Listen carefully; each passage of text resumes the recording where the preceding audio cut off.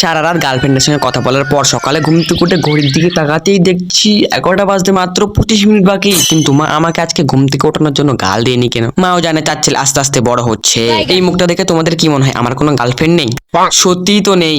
পৃথিবীর কেউ ভালো তো বাসে না। মনে এক হাড়ি দুঃখ নিয়ে চলে গেলাম ব্রাশ নিয়ে। মাথায় এত টেনশন, ব্রাশের উল্টো দিকটা মুখ ঢুকিয়ে ঘষা শুরু করে দিয়েছি। কোনো কিছু খেয়ালই নেই ভাই। দাঁত কেলি ব্রাশ করতে করতে হঠাৎ আমার চোখটা পড়লো ওল গাছের দিকে, যেগুলো অনেক বড় বড় হয়ে গেছে। আজ থেকে প্রায় কয়েকশো বছর আগে, আজ থেকে প্রায় কয়েক বছর আগে এই ওল গাছগুলো বুঝেছিলাম, আর এখন হচ্ছে। আমি যদি জীবনে কোনো প্রথম গাছ লাগিয়ে থাকি সেটা হলো ওল গাছ।